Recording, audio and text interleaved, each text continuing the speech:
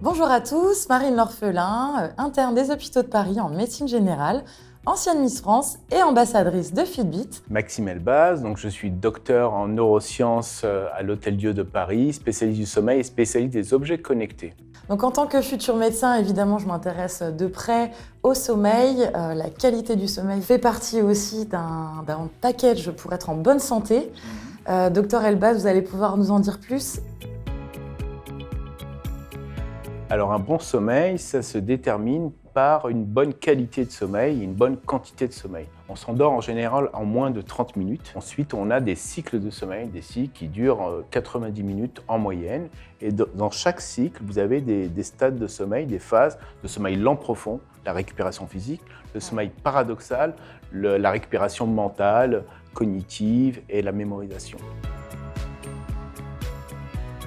En général entre 7h30 et 8h. Mais on a des différences interindividuelles. Vous avez des courts dormeurs qui ont des temps de sommeil à 6h.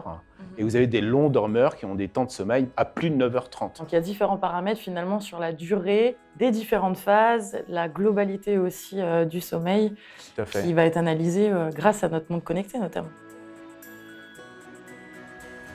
Je pense qu'une montre connectée, c'est très intéressant dans la mesure où l'utilisateur va prendre conscience d'un problème et va être acteur de sa santé finalement. On va pouvoir se fixer des objectifs de temps de sommeil. J'ai donc dans mon application mes statistiques récentes, mes données de sommeil. Je sors d'une garde, donc effectivement la dernière nuit a été plutôt courte. Vous avez analysé ces statistiques, qu'est-ce que vous pouvez m'en dire? Donc effectivement, vous avez 1h10 de temps de sommeil. Vous avez très peu de réveil, donc a priori, ce que je vois sur ces résultats, c'est peut-être un sommeil récupérateur qui a peut-être compressé un cycle de sommeil. C'est bien de cumuler comme ça des siestes. Plus vous allez faire des siestes pendant vos gardes, mieux vous allez récupérer au quotidien, au lendemain d'une garde.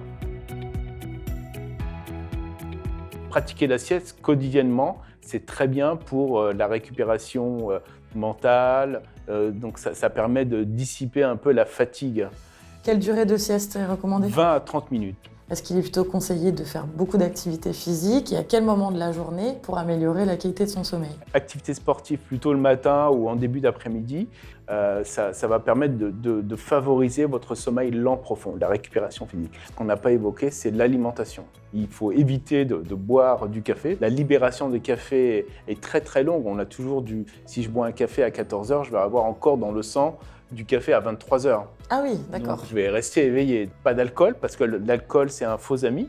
C'est un aspect sédatif qui ne va pas endormir et qui va fractionner mon sommeil. Et le dîner idéal du soir? Le dîner idéal, ce serait des sucres lents. Donc des pâtes, des pommes de terre, du riz et puis du poisson. Vous aussi, suivez vos statistiques donc grâce à vos objets connectés.